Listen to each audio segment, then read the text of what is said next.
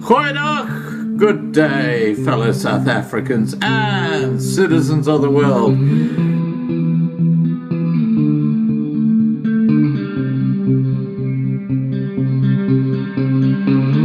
I've been looking around for salvation. I've been looking around for the truth. All around me I see frustration, and I looked all over till I found you. I sit and listen to your stories, and you're telling me, please don't worry. There's a lot in this world you should know, and love in life is where you should go. If you're looking for somewhere to go, if you're looking for someone to know, if you're looking for someone to guide you, then love in life will guide you.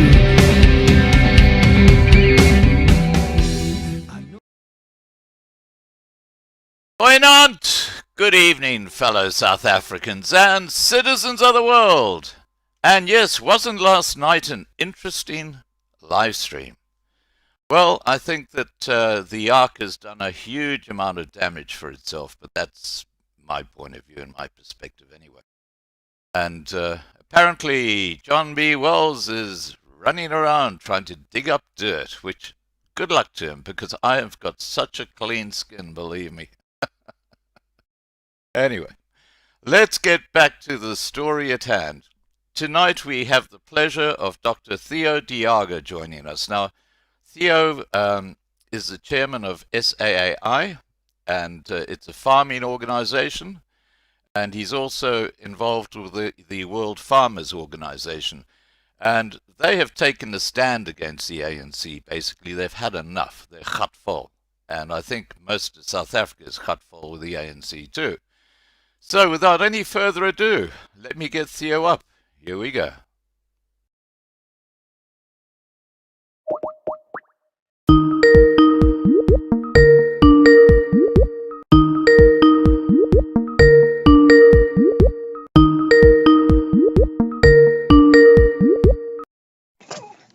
Hi, Theo.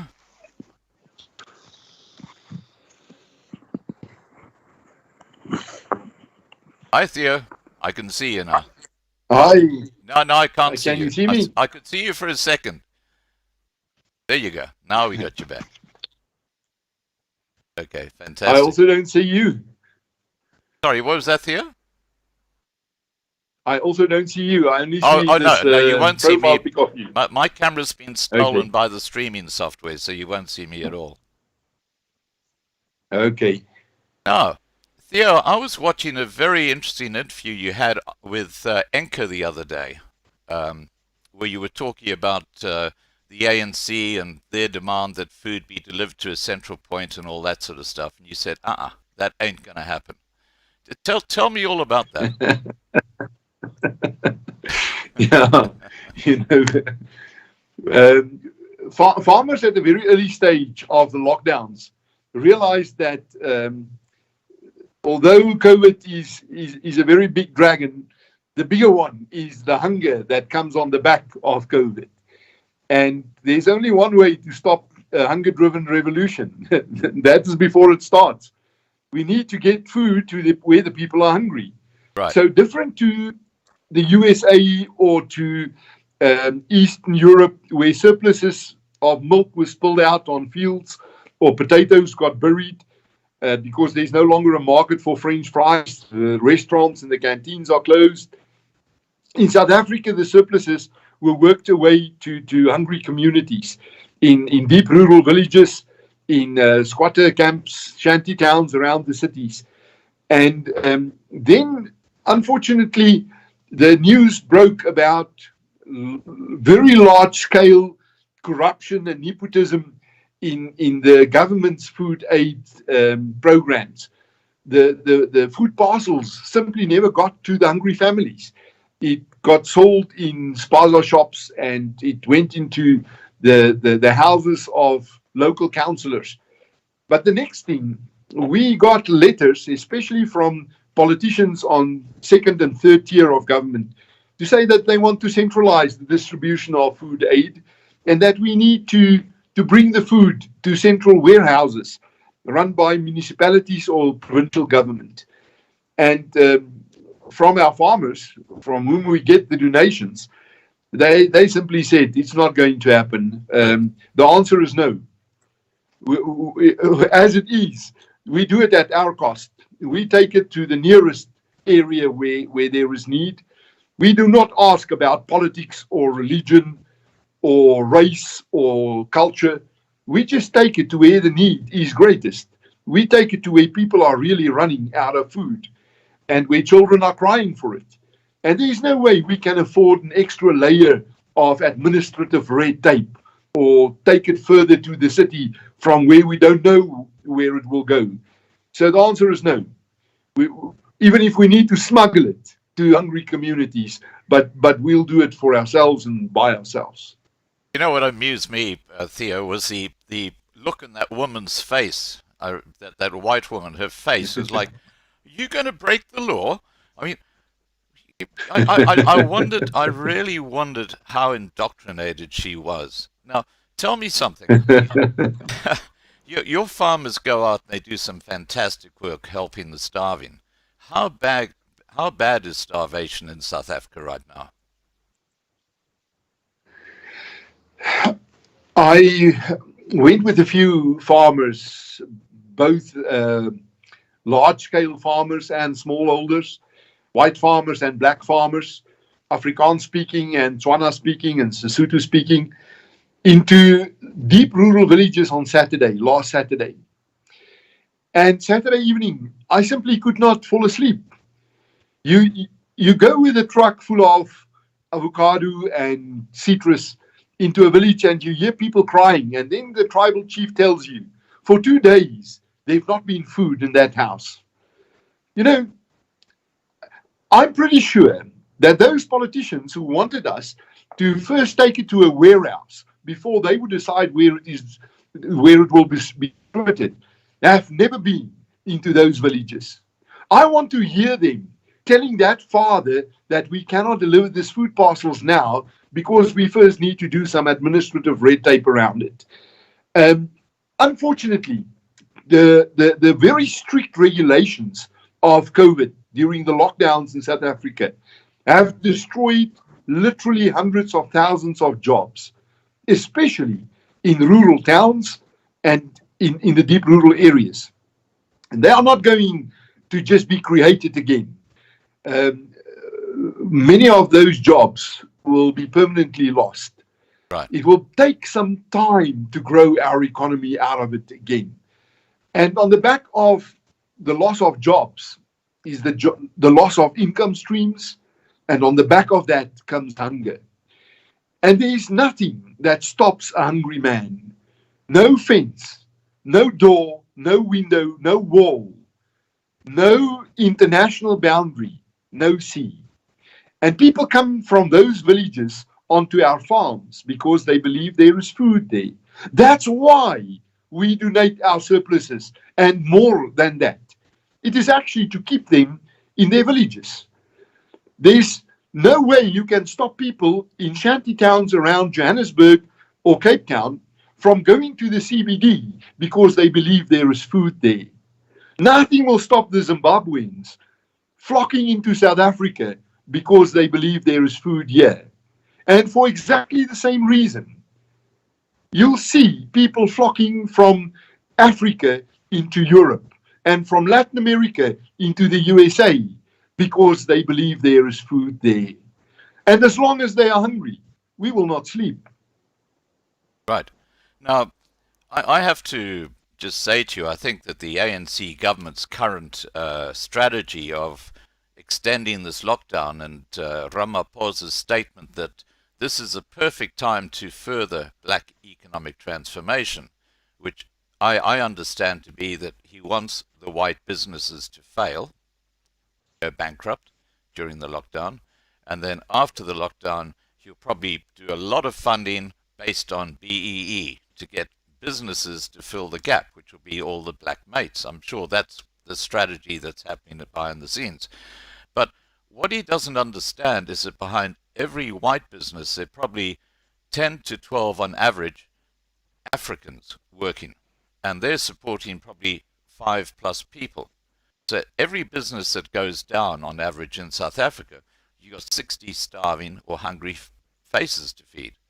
Have you any thoughts on that, or do you agree with what I'm suggesting? I think it's very politically incorrect today in South Africa to say what you are saying, but you are spot on.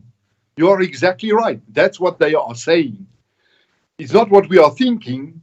If we believe them, what they are saying, that's exactly what where they are heading to. And they are making no more or no less of the mistake which was made under apartheid. They do not live in the real world. In the real world, there is no such a thing as a white economy and a black economy. There is one economy, the economy of our country. Right. There is not one business that is founded only on black customers or white customers, or service delivery only to whites and blacks. Our country does not work that way. No farm works that way. No small business, no town works that way. We are so interdependent, and our interests are so interwoven that in real life it cannot be done. That's why apartheid failed, and that is why this new doctrine has no chance of success. I totally agree. Now, I just want to address the side chat quickly, Theo. Just welcome everybody to our discussion tonight. We've got Dr. Theo de Jager from the World Farmers Congress. Now, Marlena's raised a very interesting issue in the side chat, and I just want to say, you guys have got to understand how wonderful the work Marlena is doing is. She's been involved in helping Isaac van Zyl, who can't afford the surgery, and she's pretty well putting together a package of people who are looking at actually covering the cost of his triple bypass, which is quite extraordinary. Now, it's still very much up in the winds, but Marlena, just keep up that wonderful work that you're doing. Absolutely fantastic. Sorry, Theo, I got us off the subject there for a moment. Right. Now, getting back to the ANC government, do you really think they know what they're doing?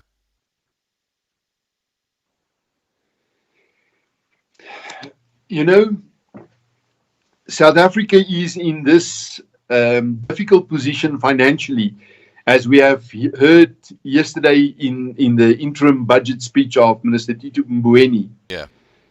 Not by accident.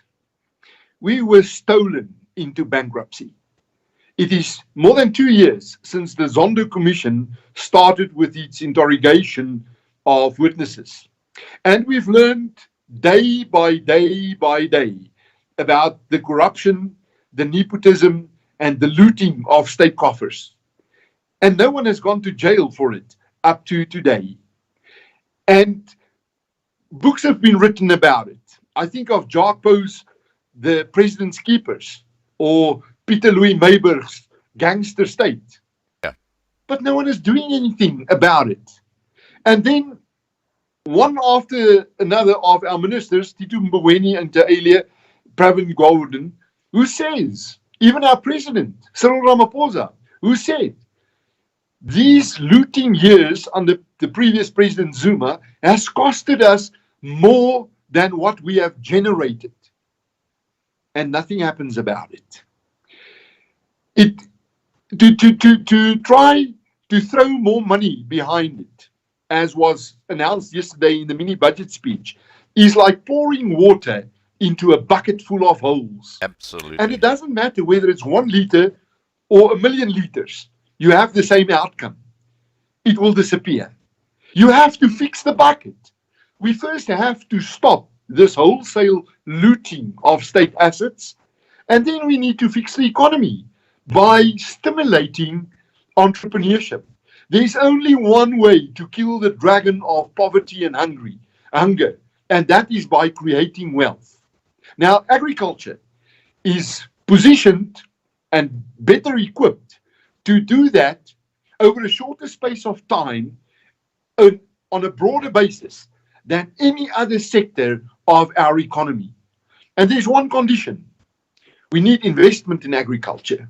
And investment hinges on certainty.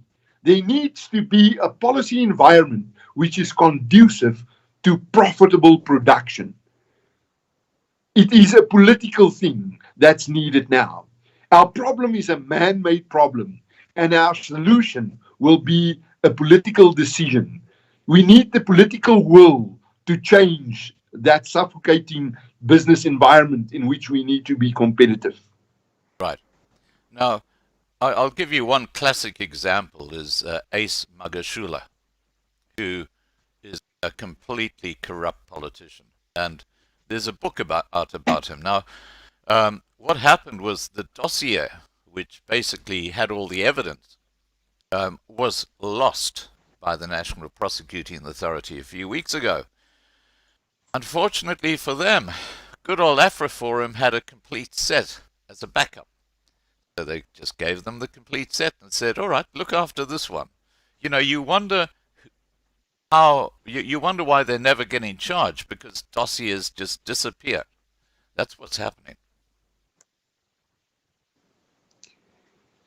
And unfortunately, it happens on all levels. It happens nationally, it happens provincially, and it happens even more in local police stations. We need a total revamp of our public service.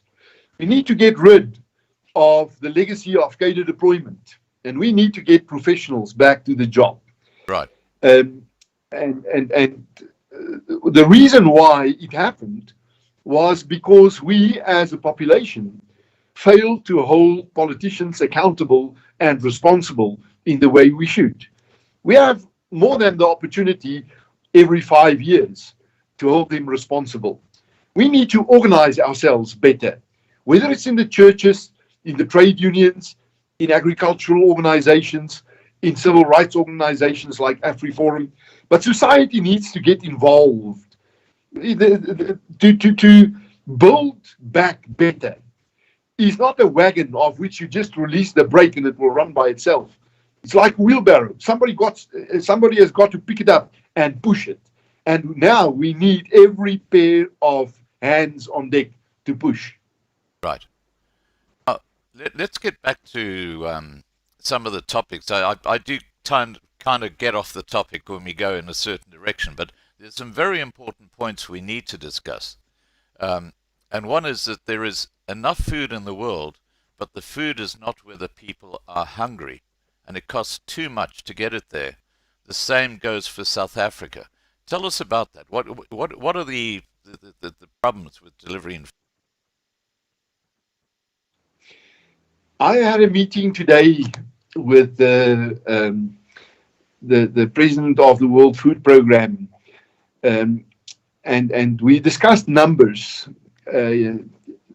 Before COVID, there was around 821 million people who are food insecure, who do not know what they will have to eat tonight if they will have something. But COVID has grown that number significantly. And the problem is not that we have not that there's not enough food. It costs too much to get the food into the areas where people are hungry. Yes. And then close to 40% of all the food that leave farm gates get wasted or lost before it is consumed, never reach its destination in the stomachs of human beings. So we need to address it in two ways. First, we need to shorten our value chains. We need a comprehensive program to promote the shortening of the distance between the farm gate and the consumer's plate, whether it is through local farmers markets, whether it is to reorganize cooperatives to ensure that we have the processing of foods between the farm gate and the nearest town or the nearest city. Support your local producers, that kind of program. But also, we need to pay special attention to where the foodstuffs go. A lot of it get wasted from the plate, but even more get wasted from shelves and shops and restaurants. And then, of course, there's in the logistical process also a lot that goes to waste.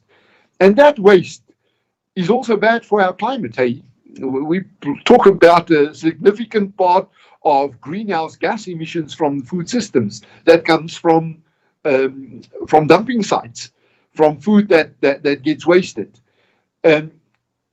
We do not need to clear more land to produce. We do not need to produce more at this stage. We need to beef up our food systems to ensure that they operate more efficiently.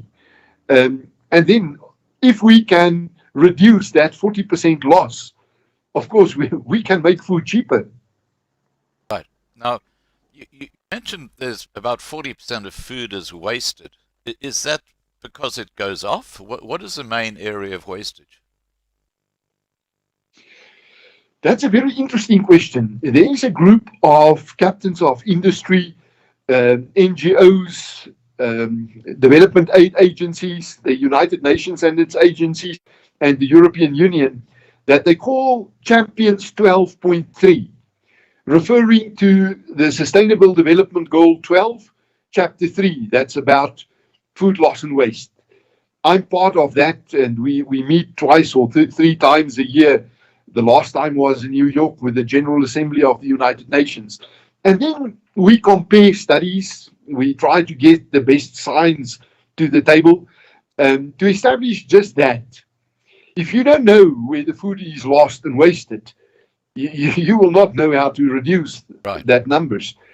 And a significant part is simply bought from shelves and shops, and it lands up in a fridge or in cold storage in the house, and then it never gets consumed.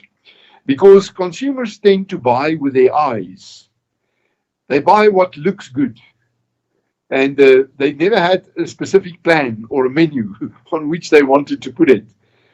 Then, of course, we overindulge ourselves. we tend to dish up too much food, and then we don't eat all of it. But also, restaurants want the freshest possible food on their menus. And then if it's not ordered from the menu, it gets wasted before the expiry date comes. To solve it, we have started, it's actually an initiative that comes from Africa, from an organization called FANERPAN, the Food and Nutrition Policy Research Analysis Network. It belongs to 36 African states. And also there are a few scientists on it. I represent the farmers' constituency on there. We have developed a kind of a digital dustbin where we call on restaurants, shops, anybody who waste volumes of food to ditch it onto this digital dustbin, to say, we are going to bake 2 tons more bread tomorrow, so what has been left on the shelves will be thrown away today. And then anyone who can use it, whether it's a pig farmer, somebody with a biodigester, or a street kitchen, a soup kitchen, who say we can utilize it. They lay claim on it digitally, and then we create a digital value like a coin for anyone who can transport it from where it will be wasted to where it can be used. And then we want to harvest the data and try to measure the difference we can make on it. And we hope to roll this out on all 6 continents. Right. Now, look, there are a couple of people in my side chat here who I know are really battling, and one in particular, a lady here who is often without food. Is there any way or any program she can get onto? She's in, I think she's in the Gauteng area. Is there any sort of program she and others can get onto where food gets delivered, or is there something she can get some help? Farmers? For the delivery of food directly from farmers? Well, through the system, even through markets or things like that. You know, the one thing which COVID has introduced to us is the digitalization of our systems. There's never been a digital development manager as efficient as COVID.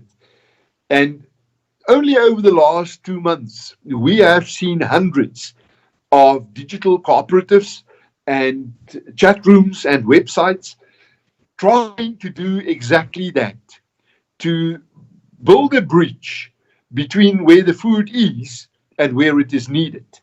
Whether it is directly from farms, we are operating with one of those inside our network for family farmers, and we have a partnership with AfriForum, Halt, and Joseph Silus on this, trying to get surpluses into hungry communities or old age homes or villages. But there are also a number of them who say, rather than taking my fruit to the juice factory or the agri dryers, the processors, where the prices are rock bottom at the moment, I would rather send it to where it is really needed. And you can only Google, you'll find literally hundreds of these initiatives on the web. Right. Okay.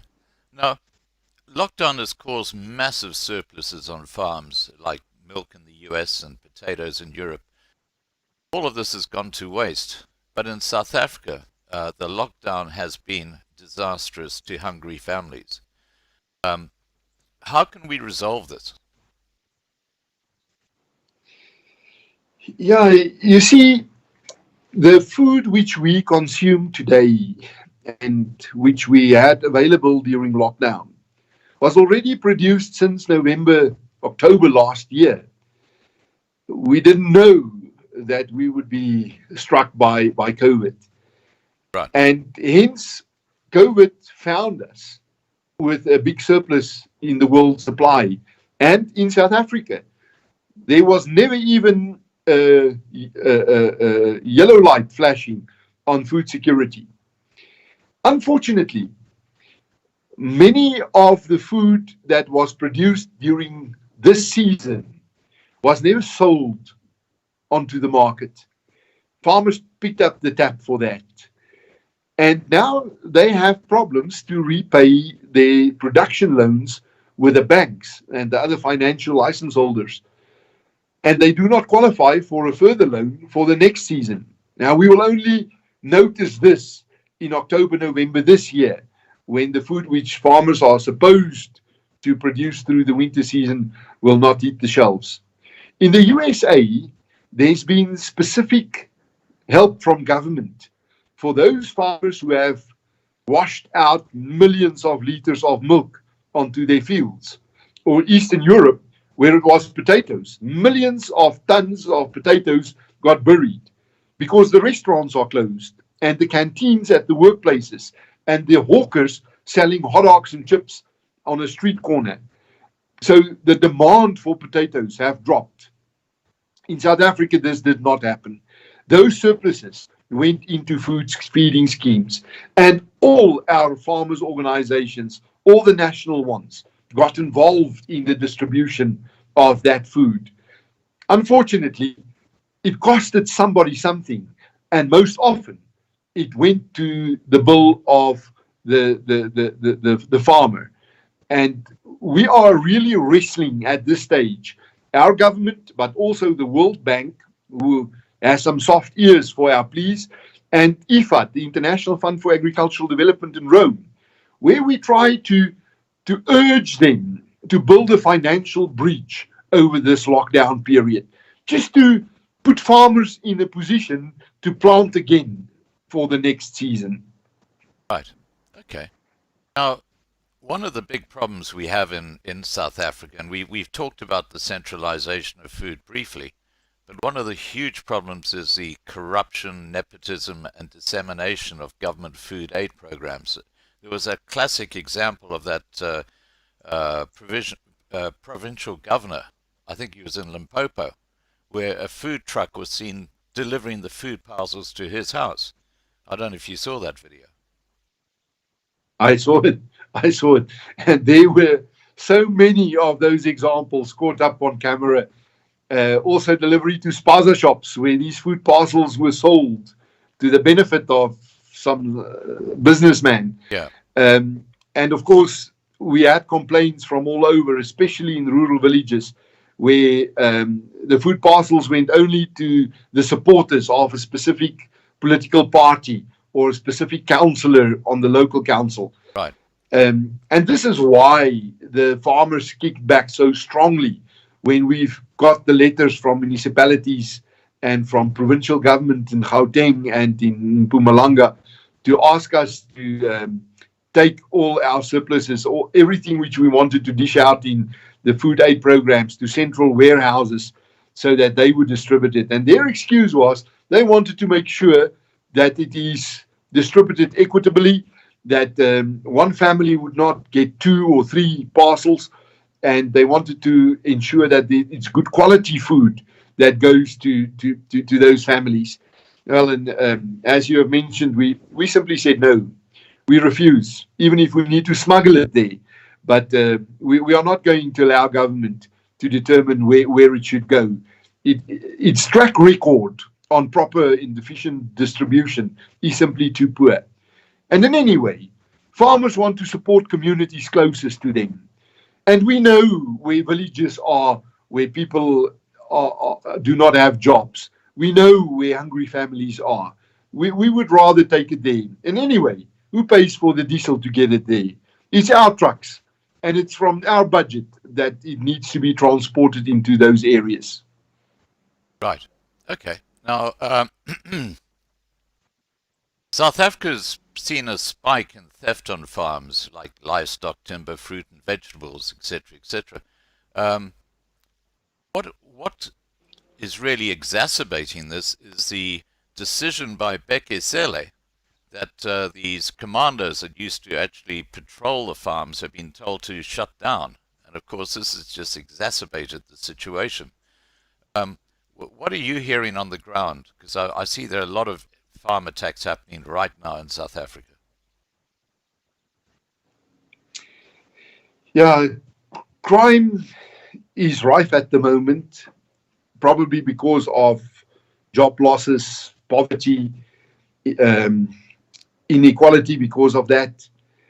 But I can tell you that the farmers are really suffering at the moment from theft. Livestock theft, game theft, copper cables, diesel, fruit and vegetables, timber. It really run out of hand. It was always bad, worse than anywhere else in the world. But with the last few days and weeks, actually, since we went from level 5 to level 4, things really got out of hand. And it's not only about the disbandment of the commandos 16 years ago. It's also that for some reason, during lockdown, we were not allowed to go out on farm patrols, which we do every night all over the country. The police do not have the capacity to reach into the deep rural areas on those dirt roads between farms. Right. We do it ourselves. I do not know one single farmers association on local level that is not equipped with radios, that do not have some form of farm watch. In my own valley, it's usually the under 40 farmers who go out physically on patrol, and us, the older men, we stay at the radio, and we can close every road in the valley within a few minutes. Wow. We can go after people who have been spotted as a suspicious vehicle or so.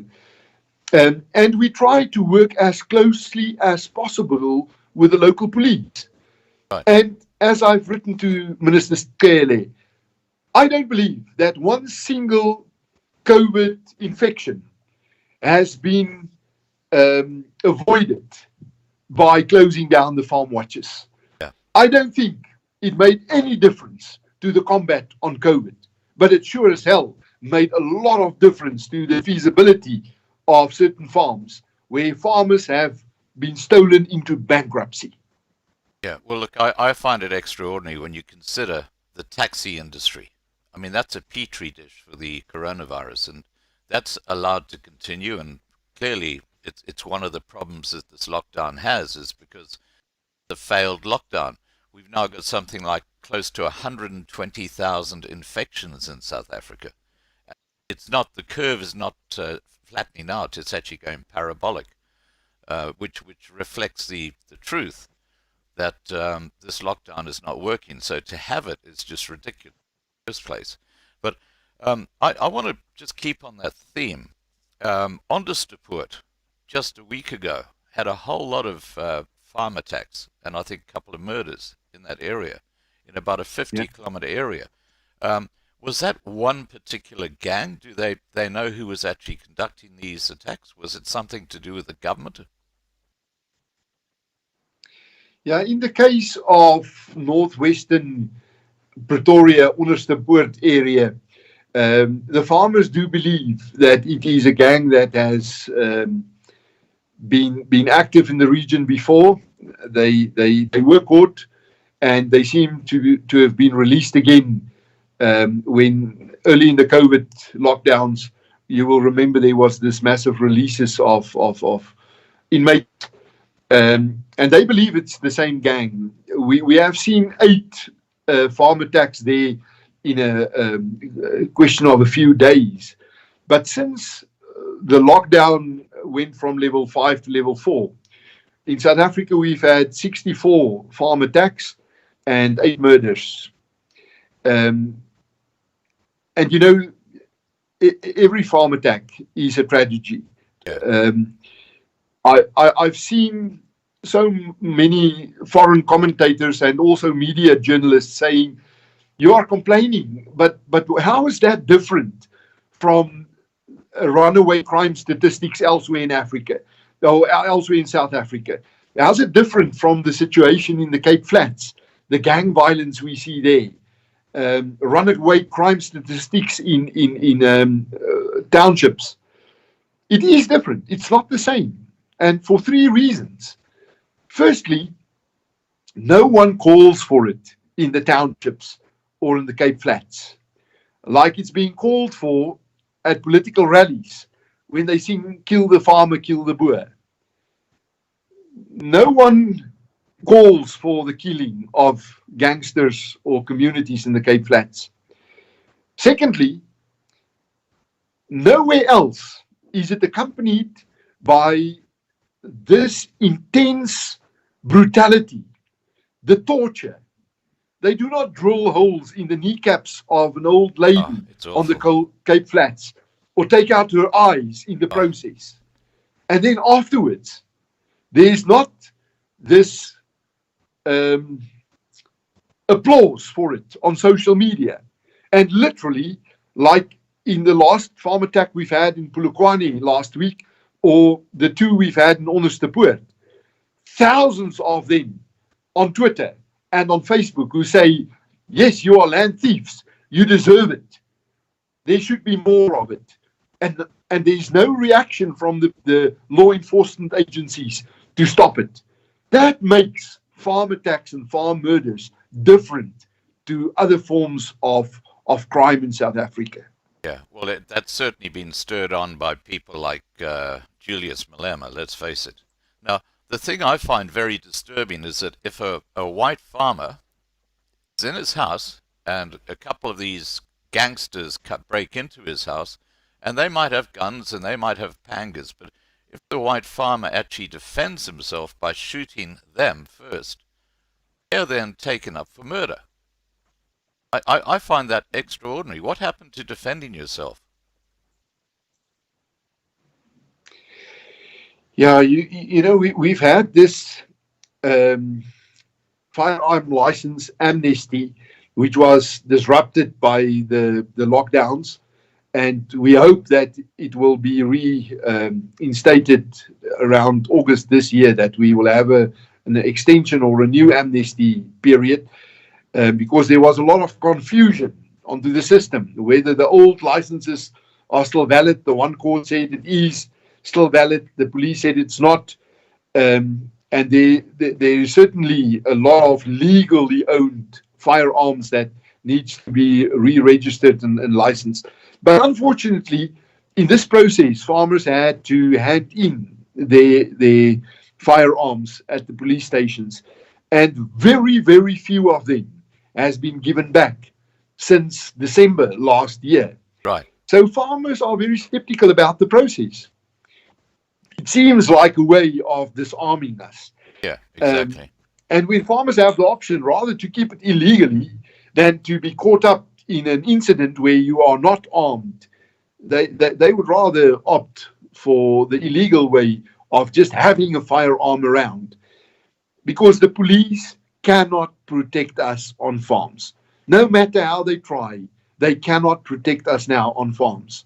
They are too few, too far apart, and we are too vulnerable because we also live far apart and far away from the police stations. There is no alternative to self-defense. Right. I actually think the simple answer, quite honestly, is if you one of these gangsters dead on a farm, is to actually dig a big hole, bury the guy, and say nothing. That way, you've got rid of the problem, and you don't have the police coming after you for a murder. That seems to be a solution, and it also means you're fertilizing the soil, which is a benefit. Well, we do not have a culture of breaking the law in agriculture in South Africa. Yeah. So we do not ask our members to do that. And but the fact is that something extraordinary needs to be done to curb these numbers and the sheer brutality behind it. We really need to do something.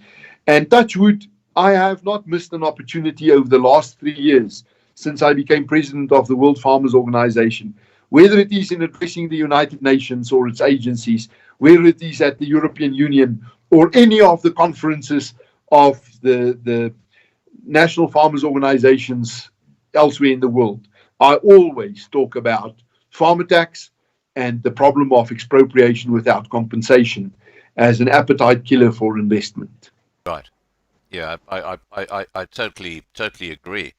Now, just talking about expropriation without compensation, this has got to be one of the biggest impediments to agricultural investment and growth in the sector. And it must be disastrous for the economy as a whole. What are your comments about expropriation without compensation? I do not represent the South African farmers at the World Farmers Organization. I was nominated there by the Zimbabwean Farmers platforms. So I have very regular contact with the Zimbabwean farmers, both the black farmers and the white farmers. And I've been involved in the negotiations between the farmers and the government from Mugabe's time, also now with the Mnangagwa regime, for compensation.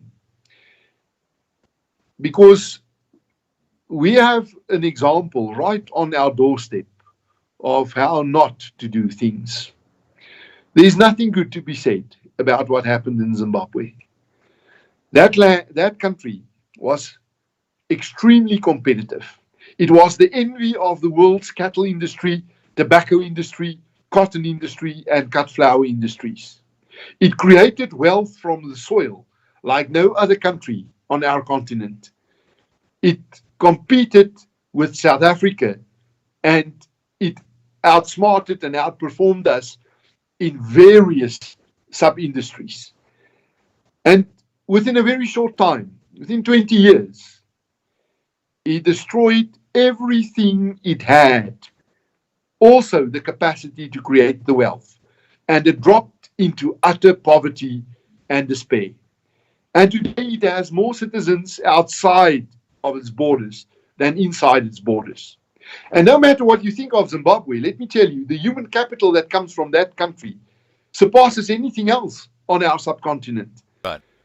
It did something right with education, but it simply failed to hold its policymakers accountable. And it lost its pride in the process. Now, are we like rats in a pipe on our way to a similar situation? I want to believe no. Because we do have something in South Africa which Zimbabwe never had. And that's an example on our doorstep. Now, the Zimbabwean farmers and my family who came from Zimbabwe and who lost everything already in 2000, they say to me, your argument is only valid if a majority of people in South Africa have soft ears for the voice of reason.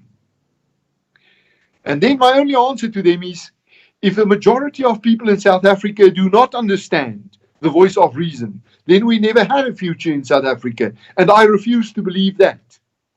I believe a majority of people in South Africa have not yet made up their minds because they do not hear us clear enough.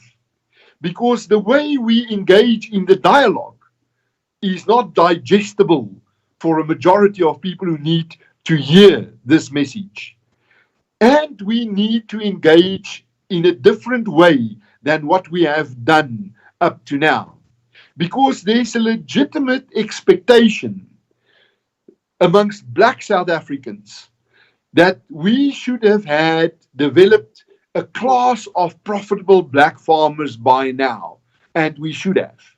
The reason why we have not has nothing to do with the willing seller principle.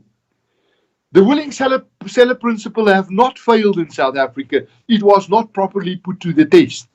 What have failed in South Africa is a totally corrupt state machinery. Was the way in which farmers were approached to sell their farms in restitution and in redistribution, which lined out the pockets of politicians and government officials more than the sellers of land. Right. Was a system that was rigged against the beneficiaries of land reform, because we have some of the most efficient Black farmers on the continent here in South Africa. You do not need to teach people who come from Transkei or Venda or KwaZulu anything about cattle. They've been walking behind the cattle since they could walk. You don't need to teach them how to plant maize. What you need to teach them is the business part of doing that. How to make a profit from doing that. And I know very few white farmers who can make a success out of the system under which these Black farmers are expected to compete on the open market, because they don't own the land. Yeah. They are unbankable because they don't have the collateral to offer to the banks. And if you cannot be financed, how are you supposed to get your hands on the inputs? And how are you supposed to meet the standards of not only the local sophisticated market, but also compete on the global markets, where people buy with from what they see in the packaging? Right.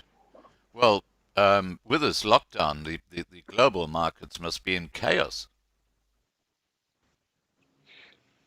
Well, it was in chaos, but it is.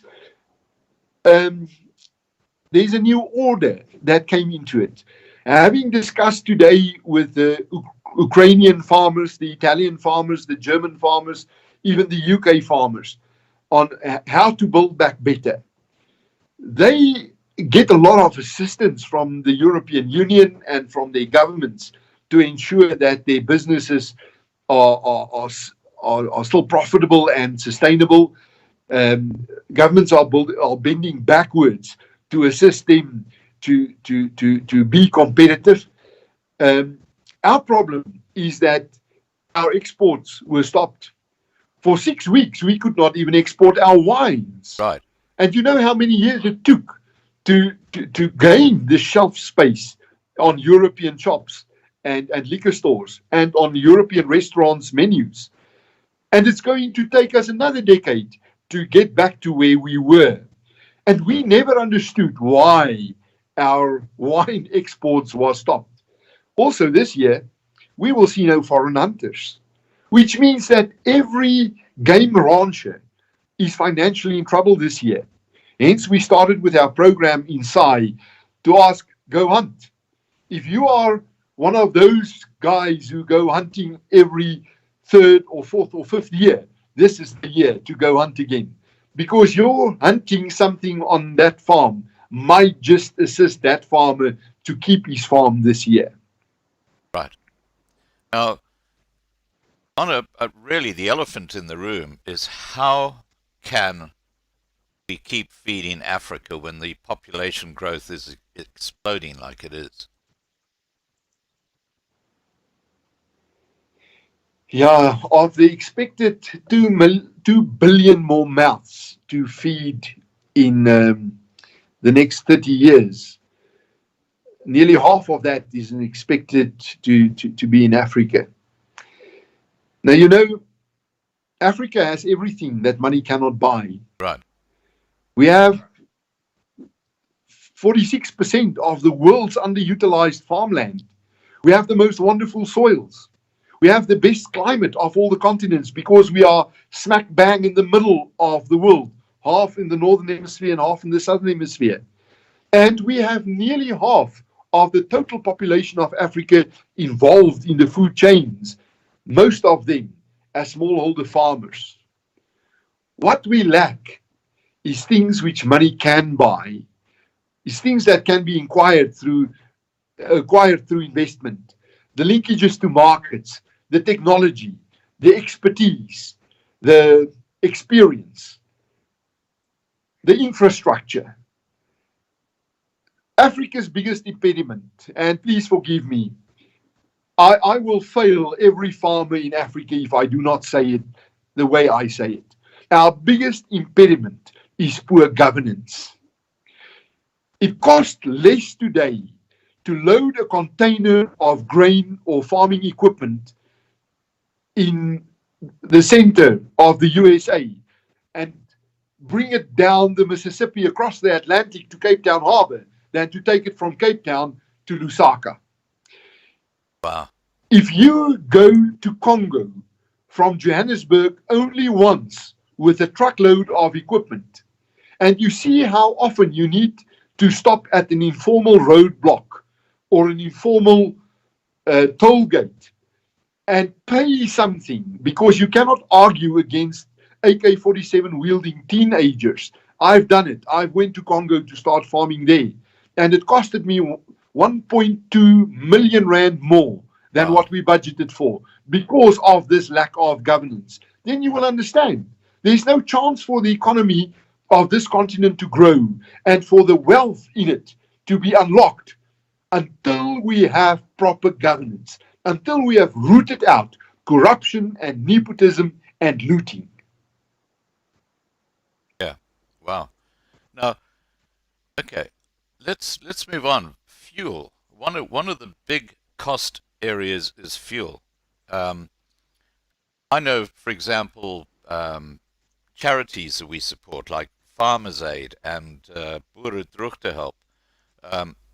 Boere Droogtehelp, for example, deliver a lot of feed and food to farmers. And their fuel bill, to actually do a big delivery, is in tens of thousands of rands. I mean, it's a huge fuel bill. It's really something that kind of stops the annual delivery of food because the cost of transport is just too much. How can we work around that? Because the ANC government are doing absolutely nothing to help with that cost area. Yeah, it very often costs more to move that drought relief aid, those bales or molasses, than than the cost of the product that needs to be transported itself, very often. And we try to raise money from agricultural businesses and from our agricultural organizations to do that, because the need is very big. Currently in the Eastern Cape, farmers are really struggling. And even since 2-3 days ago, the locusts that has invaded the southeastern parts of Zimbabwe on the border of the Limpopo River, and you know, they don't recognize international boundaries. We will need to do it for ourselves. Actually, whilst many people would expect government to pick up the bill for it, and certainly in Europe and in Latin America and in North America, Australasia, governments would pick up the bill for that. Right. At least they could give us a discount on the tax part of that fuel, which is already massive.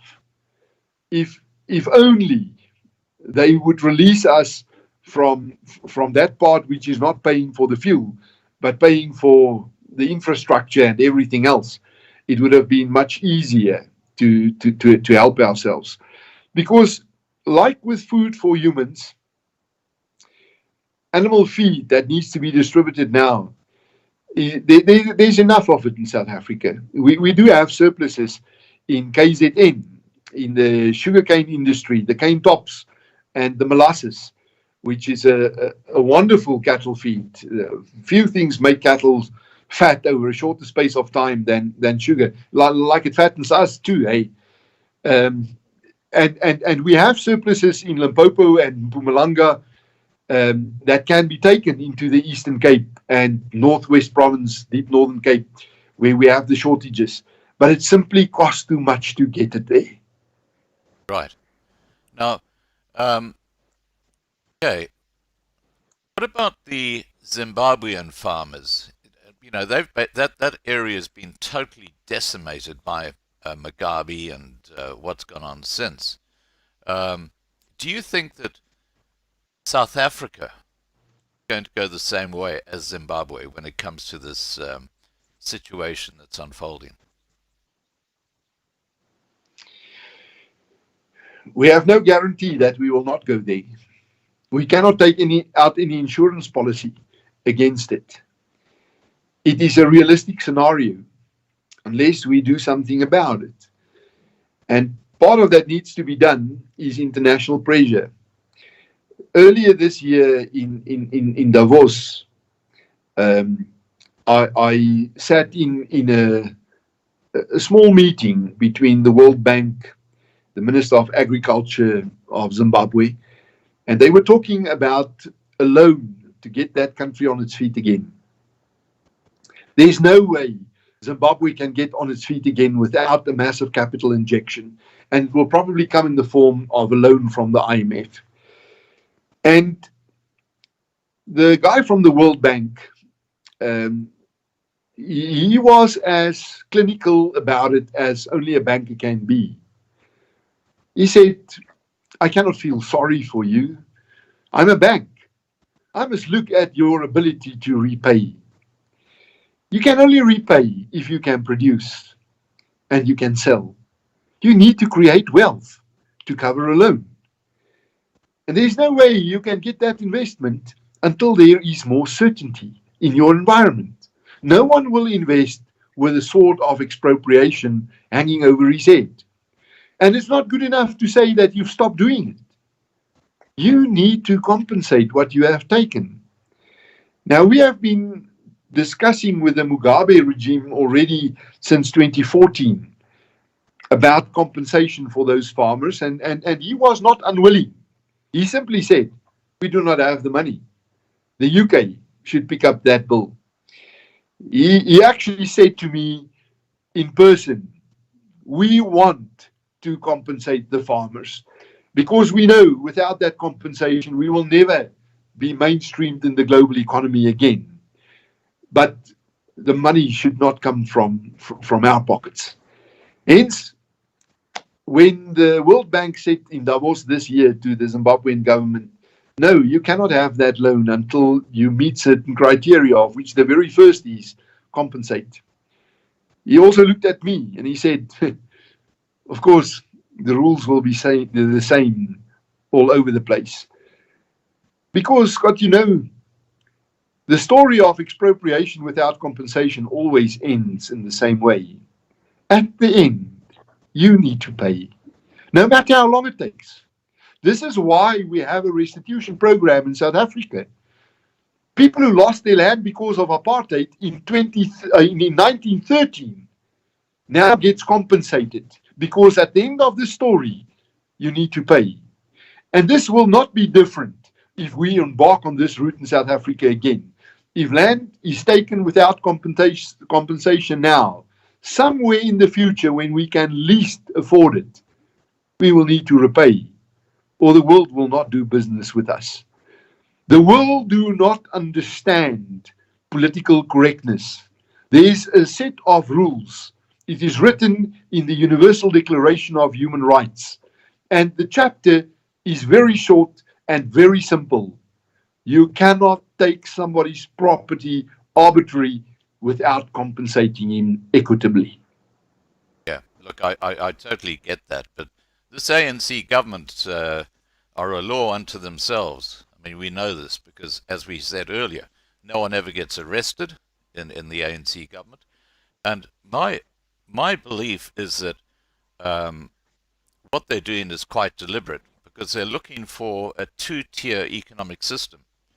At the top, you'll have the black privileged, which are the ANC cadres, the members of parliament, and the families, and the well-connected. And everybody else will be down at the bottom, battling.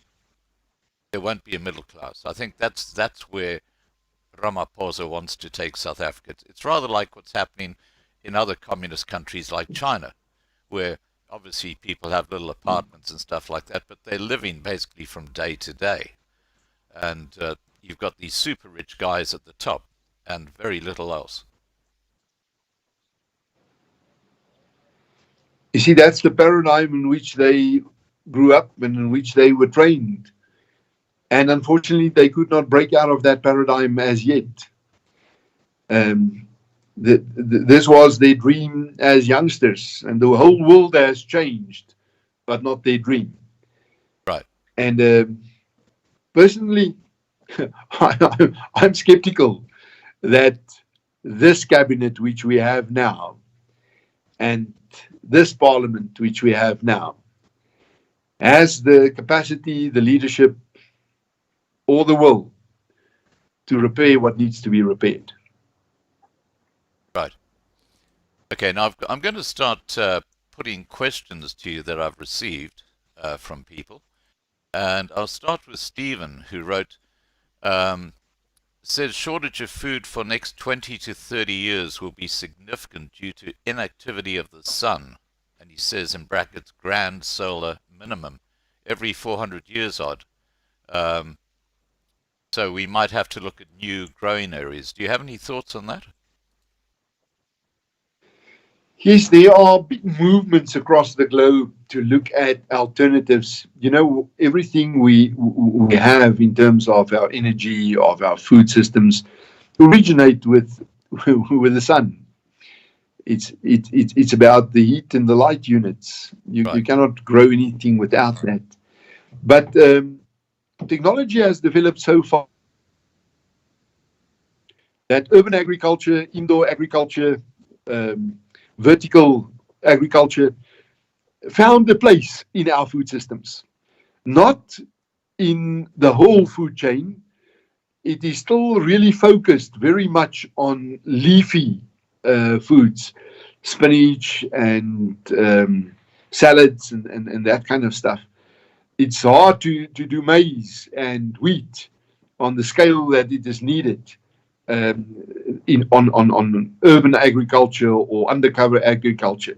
But it found a place, and it is growing in popularity because you can grow the perfect food when you can manipulate light and heat units and keep out the insects. In nature, God do not create fruit and veggies perfectly. You will always have too big and too small, misformed, so-called ugly fruit. Nothing wrong with it. It just does not look the way that the consumer expected to look. But we cannot feed 2 billion more mouths, even in 20 years from now, through urban agriculture, or even through organic agriculture. Our food system is in balance because of commercial industrial scale agriculture. And only today in a conference which was hosted by the German government, we had quite a difference of opinion on the role of smallholder agriculture. When the Food and Agriculture Organization said the bulk of food in the world today is produced by smallholders. And I said, I doubt it. A majority of people in the world today live in cities. Also in South Africa, there are more people living in cities than in the rural areas now. And people in cities live off shelves and shops. And I challenge you to go into any supermarket and see how much of what you can buy from those shelves come from smallholder farmers. Right. It's industrially grown. Now, what percentage of food is produced in South Africa now, and compare that to 30 years ago? I mean, I'm talking globally. What is the percentage that South African farmers produce now and 30 years ago? How has that changed? There are two different numbers at stake here. 25 years ago, we still had about 120,000 farmers, commercial farmers. Now we have around 30,000, 33,000. We lost 75% of them. Yes, but we produce also around 70% more food now. So all over the world, big farmers are growing bigger, and smaller farmers drop out of the industry because of the benefit of the economy of scale. Whether you plow 10 hectares or 100 hectares, you need a tractor and a plow. And it costs a lot. That's why I am involved up to my ears in this decade for family farmers. I'm working very hard and really spending my days to promote the interest of the family farmer. You see, industrial scale farmers, corporate farmers, these big multinational companies who get involved in primary production, they do not use the local lawyer in the small town, or the local bookkeeper, or the local agent for fertilizer or agrochemicals. They go direct to the factory. They use the big audited companies in cities. And that is why small towns decline and eventually become ghost towns. In the area where I farm in Limpopo, this is the story of Rubbervale and Trigarsdal and of Kulaku and Gravelot. And we saw the growth of Letsitele and Pulitsi and Muketsi and Levubu. But those towns have also fallen over now, because usually a small town stands on a tripod.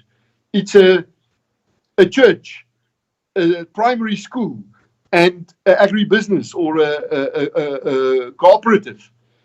And if one of those close down and the farmer needs to go to the next bigger town, then the end is in sight for the smaller town. And too many of these towns have now become ghost towns. Right. So even the United Nations recognize that we need to do something special to keep the family farmer on his farm. And there's another reason for it. We need to create a viable alternative to city life, or we will never turn around the urbanization of the globe. You see, families on farms live closer to each other than families in cities. They talk to each other much more. They still eat together. Children who grow up on farms look at life differently because they see things getting born and they see things dying. They see things germinating, grow, being harvested and plowed back. They understand the cycle of life because it is part of their life. In a city, it happens in a laboratory or in a hospital far away from you. Yeah, I need to Also, go to the little boys' room very quickly, so just keep on talking. I'll be right back, okay? sure. Also, whether you go to the Ukraine or Argentina, to the USA or Russia, Kenya or South Africa, all over the world, farmers are the more conservative part of society. Not conservative necessarily in political terms or in religious terms. They are conservative in terms of family values because you work with more close-knit families. And hence, the United Nations said it is also for preserving a value system that we need to preserve the family farmer and keep him on his farm. And you can only keep him on his farm if he can run a sustainable and profitable business on that farm. Ultimately, agriculture is a business. If it is not operated as a business, it is a welfare case. Hence, it is not sustainable. In South Africa, the family farmer is not large or small. He's not rich or poor.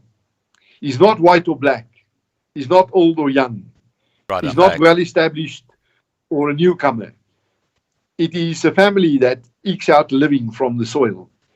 And it brought a new angle. We have launched the Family Farmer Network SCI last year within this ambit of the UN's decade for family farmers. Okay, I'm just going to keep on going through the questions, guys. I've got a bunch here. Now, Jay Hart has asked, does Theo have ability to begin a seed exchange program and or a means to set up a program of instruction where folks can learn to grow their own food?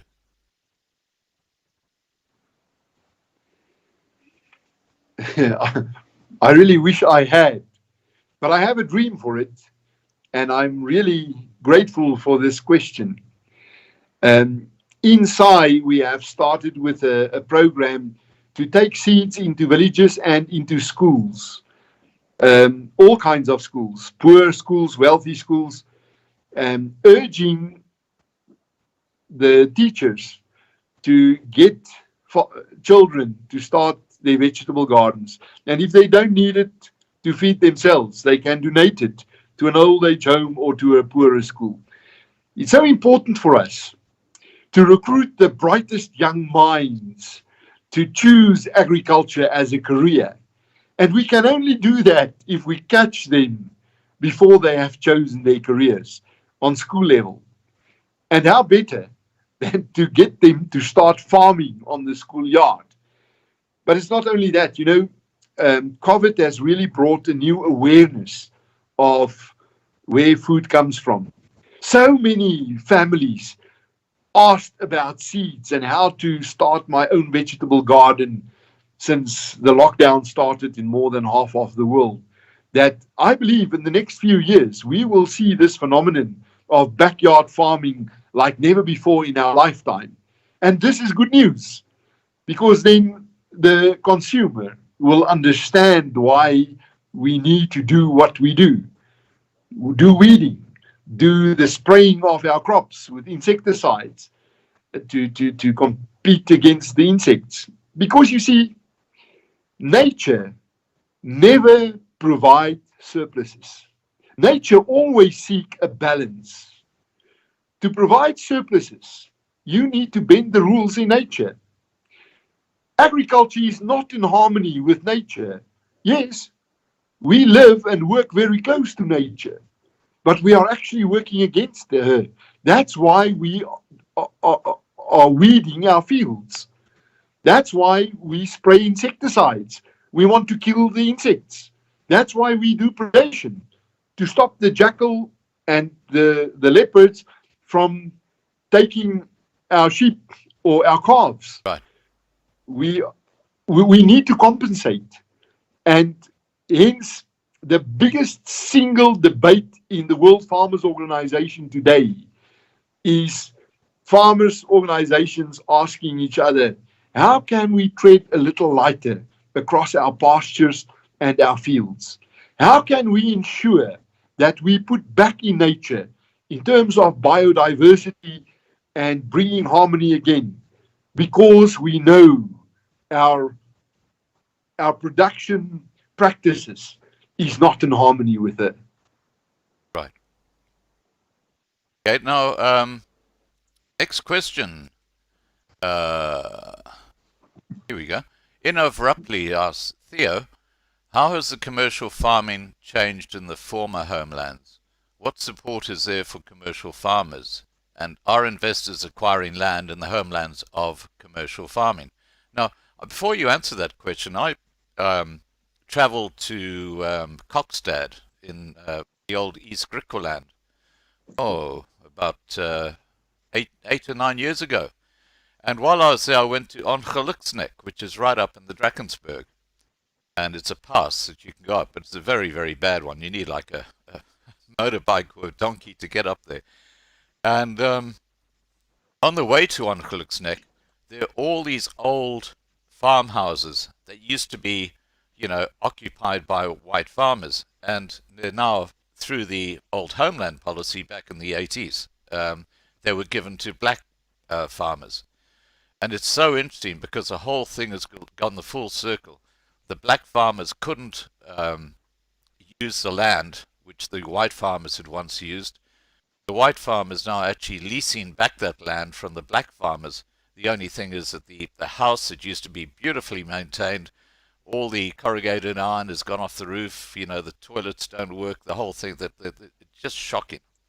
So getting back to his question, he says, how has the commercial farming changed in the former homelands? From bad to worse. In the former homelands, each one of them had an agricultural development agency. You'll remember the Gazankulu Development Agency, the Venda Development Agency. And millions had been pumped into creating infrastructure, taking pipes for water to irrigation systems, fencing off camps for cattle and goats. And there was a very well-planned program to train young farmers. And unfortunately, since 1994, nothing of that happened. And if you will forgive me, I want to disagree with you on one thing which you've just said. Those farms you saw and those old houses was not taken from white farmers and given to black farmers. If only it was. It was taken by the state, and it is still in the hand of the state. Oh, really? And in areas like Venda, Makatini Flats, the Transkei, where we have some of our highest potential soils in the country, with the best climate in the country, where we should have seen pivots and competitive production of grain and cattle. We don't see it because there's no investment there. There's no investment because nobody can borrow money from a bank because the land do not belong to the producer. The producer is only a bywoner, a lessee on the land, which is exactly what is wrong with the redistribution program in South Africa. Exactly. Instead of empowering black farmers by giving them title deed on the land and exposing them to the risk, which is a harsh reality in any farming environment. Government holds title and lease it to the producer, and he has no incentive to improve it, and he has no access to financing because he do not own the collateral. Private property rights is the very basis of agricultural development and competitive production. And we lack that in the former homelands as we lack that in the land reform program. Once you erode private property rights, agricultural production grind to a halt. In Africa, it is only South Africa and Namibia and small pockets of land in Zambia and Botswana where you have integrity in a title deed. And it's the only countries which are food secure. And it's the only countries where you have competitive exports. It all starts with the principle of private property rights. That is what went wrong in the former homelands. Right. Now, Enoch went on to say, what support is there for commercial farmers, and are investors acquiring land in the homelands for commercial farming? I think you've answered that question. Now, why is the government, when they You talk cannot about acquire it, you expropriation, can only lease it. when the government talk about expropriation without compensation, why aren't they releasing those state-owned properties which are fantastic for farming? If only they would. Hey, there's this common belief that 84% of the land in South Africa is in white hands. It never was. It never was. Because the former homelands covered about 14% of the surface of South Africa. Right. But it's unfair to just say 14% of total, because not all areas are the same. You cannot do on 1,000 hectares in the Great Karoo what you can do on 10 hectares in our valley in Sanin, in Limpopo, because of the production potential of the land. You can actually create more wealth from 2 hectares in KZN than what you can do from 200 hectares in the desert. Land is not just land. That is 14 hectares of that third of South Africa, which is high potential lands. Actually, we have only 1/6 of the irrigation land in South Africa of what our neighbor Mozambique has. They should have had a 6 times higher production output than us. The reason why they don't have it, there's no investment there. There's no investment because there's no private property rights. You are delivered to the whims of politicians. So the answer to land reform should start with the part which is in the hands of the state, which today is closer to, well, somewhere between a quarter and the third. We don't know because we have not counted. Government does not want us to know how much, because it will destroy the narrative of whites owning 84% of the land. Exactly. I totally get that. I totally get that. And I've got to say, I went to Sanin back in 2006. Actually drove through it, and I went from that road from Petersburg that goes past. There's like a big white cross on the hill as you're going, and as you're getting towards Sanin, there you go over the hill and you go through all those pine trees and beautiful, beautiful area. But apparently that road between Petersburg and Sanin, it was back then one of the most dangerous roads in South Africa, because all these little shacks were along the side, and if you broke down, then they would be waiting for you. You just had to keep going. Is that true, or is that just a fable? Well, you've traveled that road too long ago. Those shacks have now been replaced by palaces. Every tenderpreneur has now built a big house on that road. Wow. We have the Southern Hemisphere's biggest church right there on that road, ZCC. Yeah. But that is still part of the Highveld. It's when you cross the escarpment, when you cross the mountain into the Lowveld, that you really enter into paradise. Yeah. That's still the real Africa. Absolutely. Well, that road from Sanin to Pilgrim's Rest is absolutely amazing. Absolutely. Oh, yes. Let's continue. Charlotte Smith asked, what do the farmers do about climate change? No one is as vulnerable to climate change than the world's farmers are. You don't need to convince a farmer about climate change. We feel it. We feel it in our businesses and we feel it on our skins. But no one can do more about it in a short space of time than we can do ourselves, both to mitigate and to adapt to it. The problem is that the climate debate has been going on for the last 25 years without the farmer's voice in it. It's only over the last few years that we demanded a place around the table, realizing when it's about climate, if farmers don't sit around the table, they are probably on the menu. And we really went into the COP process, the Conference of Parties of the UNFCCC, forcefully to demand a voice, to demand to be heard. And the way we've done it is we have launched a global Climakers campaign, a farmers-driven campaign on climate change. We have gone into every corner of the world and had regional workshops on climate change, asking farmers these two simple questions. What can you do on your farm to adapt to climate change and to mitigate it? And secondly, what will it take to get it done?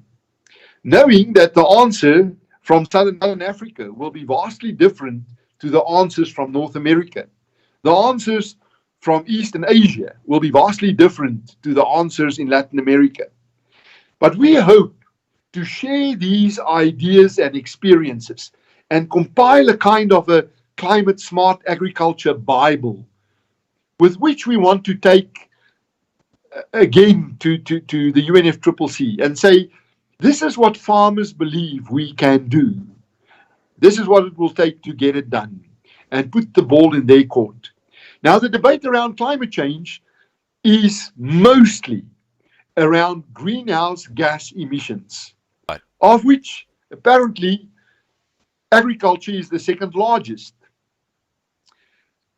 I refuse to accept that the cycle of carbon in the agricultural industry, especially in the livestock industry, should be compared to that in the transport and energy industries where we work with ancient sources of carbon, where we are burning coal and oil, whilst cattle, whose emissions is actually from their rumen, it is from their stomachs, and it is not carbon.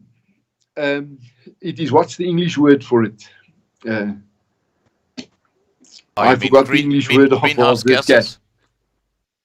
Yeah, the greenhouse gas that comes from the rumen of cattle. Yeah. Anyway, they eat the grass. By eating the grass, they stimulate new growth.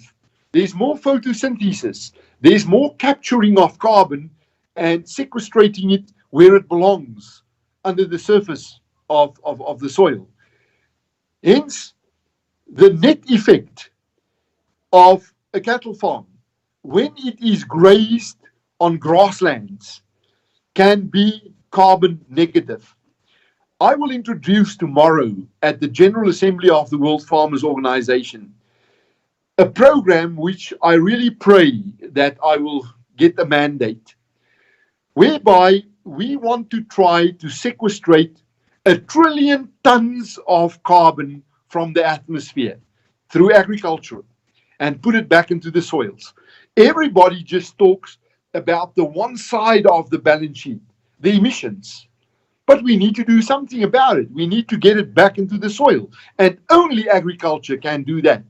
And if we can succeed to sequestrate 1 trillion tons, and the scientists say it's feasible if we all work together, we can not only take the atmosphere back to where it was 100 years ago, we can actually take it back to the levels prior to the Industrial Revolution. Wow.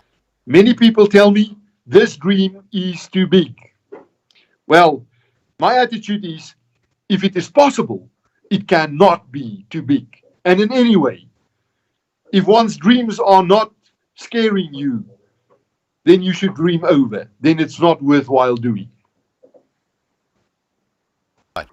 Now, it's interesting because PE has written here, greenhouse effect on cattle is a complete lie, saying methane is bad. Methane is the word I was looking for. Yeah. Now Fiona, who's in Yeah. the side chat, she actually grew up on a farm and remembers the cattle farming well. Okay, next question. Eric asks, which is prioritized, local demand for food or exports? How many of the commercial farmers are owned by foreign individuals or entities?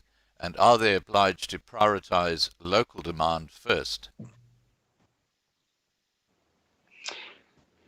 No, one should also not play these two off against each other. They are both necessary. You see, food security in the modern world no longer mean that you need to produce everything which you consume or consume everything you produce.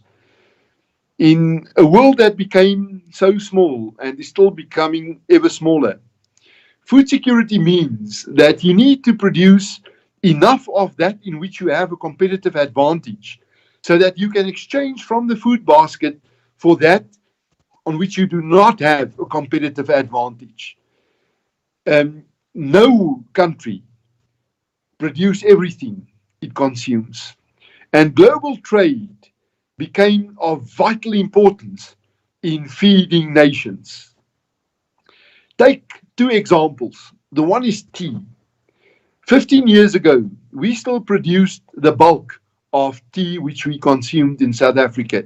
You'll remember the big tea plantations in Magubaskloof, Barberton and Venda.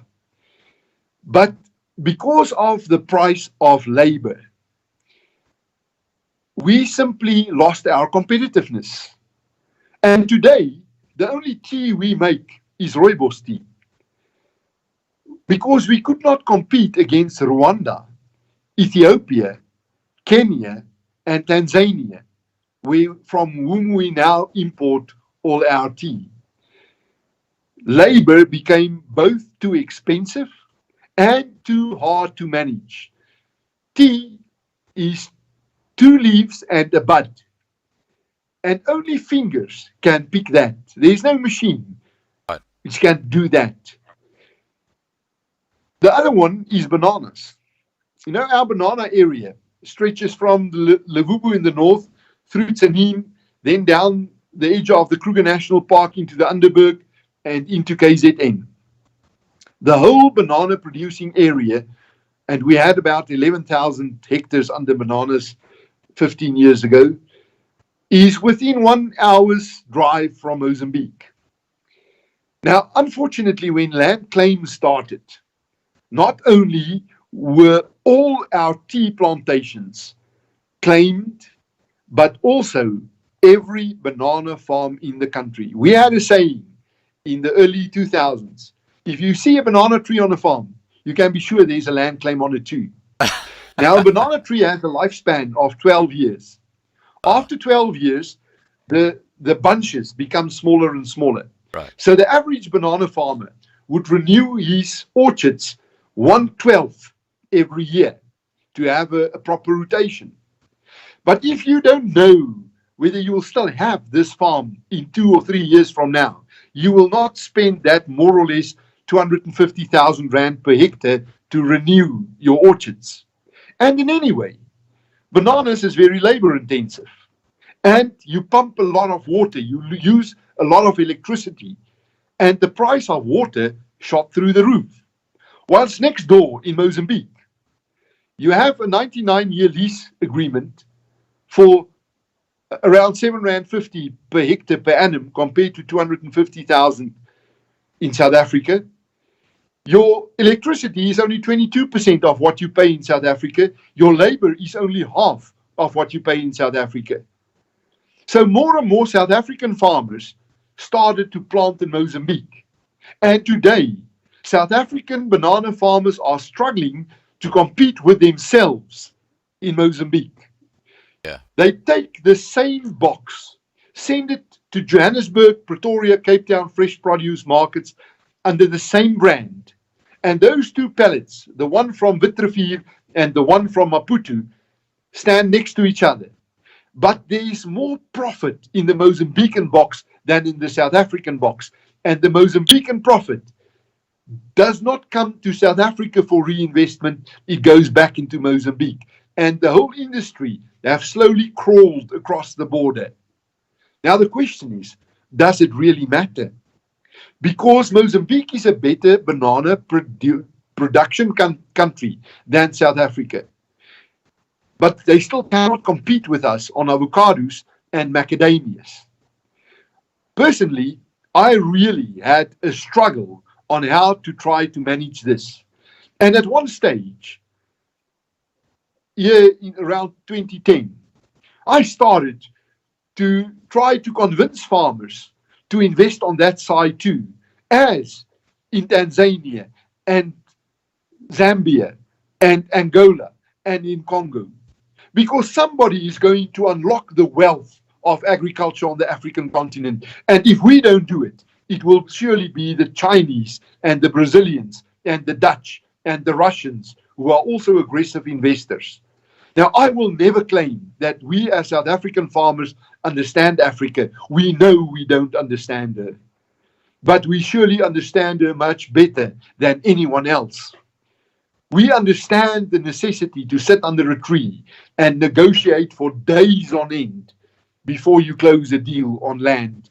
Because utilizing land in Africa is like a marriage. It's a long-term relationship. There needs to be a courtship. You need to like each other to live with each other. Right. Okay, next question. Erica asks, which is prioritized, local demand or... haven't we? Let me just put this to you and just see if, which is prioritized, local demand for food or exports? How many of the commercial farmers are... Oh, we've done that one. Okay, another one from Erica. No, this is actually from Ben Potgieter. How much food is imported in South Africa? Less than what we export. We are still a net exporter of food in South Africa. For a very short time in 2008 and 2009, we became a net importer, but we are back as net exporters. There are certain industries, vital industries, in which we are net importers. Wheat, we are not self-sufficient in red meat. We still import 20% of beef into South Africa. And we are some of the biggest exporters in the region on maize, on wool, on fruit, especially citrus and subtropical fruits, the deciduous fruits. And of course, we are by far the most competitive country in the world when it comes to hunting and game meat. But I'm afraid we have lost certain industries. We no longer have a tea or coffee industry, which we had still 15 years ago. And increasingly, our wheat industry gets under pressure. Right. Now, Christoph Havenger has asked, how many registered vertical or smart farmers are there in South Africa now versus the 30,000 conventional farmers? The so-called smart farmers or urban farmers, vertical farmers or city farmers, they don't need to register. So we simply don't know. But they are growing rapidly. There are a number of initiatives which promotes even undercover, meaning greenhouse farming in urban areas, in backyards. The singer Adam Tas is heading a really a fantastic program in trying to promote that, and he calls it van boer tot bord. Right. And more vegetables which we find on shelves in shops come from that. Personally, I believe that this sector will grow rapidly and will become much more competitive in the next 5 years than what we have seen up to now. And it should, It's a good thing if food is produced much closer to the consumer. Um, and well, I would advise any father or mother in a family to involve their children in that, no matter how small the scale. But smart farming is not only about a family and a garden. It is increasingly about rooftops in cities and buildings in cities with big windows and with artificial lighting and with aquaculture, where you only feed the plant exactly what it needs to maintain a certain color and a certain size of leaf. And the competitiveness is in the attractiveness when it is packaged and land on the shelf. You can simply not compete on an open field with the quality which you can do indoors. Okay, Christoph Havengers asked, what is the impact of these vertical smart farmers in ratio to conventional? I guess you don't really know that, do you? Well, the impact on competitiveness is, of course, that because you can manipulate the heat and the light units and many other factors such as insects, pollinators, and so temperature, humidity, you have a much more attractive product, and that's why it is gaining popularity and shelf space. But you cannot do that with your staple foods. You cannot do meat that way. You cannot do fruits on the same scale. You cannot do maize and wheat and sunflower. So it will always be limited to mostly your baby vegetables and your green stuff, your leafy vegetables. Right. Now, Christoph Havengers also said, there are some great examples of smart farming in South Africa. I've been to some of them. Now, he asked, does China have representation in international meetings of farming? No, not their farmers. They are very influential in global policy on agriculture. The current president of the Food and the director of the Food and Agriculture Organization of the United Nations, based in Rome, is a Chinese guy. He comes from a smallholder background. He grew up on a small rice paddy, and I get along with him very well. I must say, I'm surprised at his comprehension of the challenges we have, especially in agriculture in Africa. But their farmers are not part of the World Farmers Organization, and they have no voice in civil society structures simply because they are not independent of the state. There's no national farmers organization which is funded by the farmers themselves in China, just like there is none in Angola. And for the same reason, Angola's farmers do not have a voice in the Pan-African Farmers Organization and neither in the Southern African Confederation of Agricultural Unions. It is absolutely important that farmers speak for themselves and that they are not dependent on external donors or grants, or that they do not speak their masters' voices. They should speak for themselves. Right.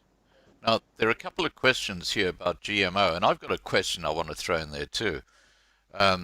Tina Smuller has asked, why do agriculture push for GMO seeds? And Charlotte has asked, what is GMO seeds? Now, I've got a question to put in there about GMO as well. My understanding is that if you buy seeds from, let's say, Pioneer Seed, for example, in Greytown, for your maize, that seed, without the unlock key, is useless. It's like having a computer software program without the registration key. You can't use it. Is that correct or not correct when it comes to the unlock key with the maize? But if we can just deal with the first two questions first. So I'll just go across them again. Tina Smiller asks, why do agriculture push for GMO? And Charlotte said, what is GMO? Over to you. There are two issues which one avoid to discuss at all costs in the World Farmers Organization is protectionism, because a large part of the European and American farmers fraternity have forgotten how to farm without it and can really not be that competitive without the subsidies, without government assistance. And the other part is GMOs, because half the world loves it and half the world hates it. In Europe, it's a no-go. They don't allow GMOs. In Africa, only 3 countries are allowed to grow GMOs. It's Egypt, Burkina Faso, and of course South Africa. We have forgotten how to farm without it. When I started farming 23 years ago, my neighbor became the first person in our district in Trigarsdal to reach 10 tons per hectare of maize. And I remember how I aspired to be like him. Today, if you have only 10 tons per hectare, you'll go bankrupt. And today, with GMOs, improved seeds, you take 22 to 26 tons per hectare. Wow. GMOs is genetically modified organisms. It is when they change the genetic composition of seed to make it hardy against drought, or to give it a shorter lifespan to where they become ripe, or to protect it against certain herbicides. For example, the most common GMO seed is cotton and maize and wheat, which you can spray with Roundup. It's an herbicide, but it only kills the weeds. It does not kill the GMO maize. So you do not need to hoe out the weeds. You just spray it, and it does nothing to your maize. Now, there's this belief that GMOs is bad for your health. There's been a lot of court cases in Europe and in the USA about it. And South Africa is always used as a counter argument. It's now 17 years since we started to use GMOs, and we are not in that bad condition because of it. But you cannot compete against GMOs. The yields and the production practices is simply so much easier and so much higher that, as I say, you cannot compete against it. In South Africa, we are limited. We cannot use any GMOs.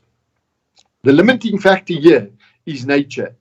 We are by law not allowed to use any GMOs on crops of which there is any family in nature. Nothing related to it in nature can be used yet.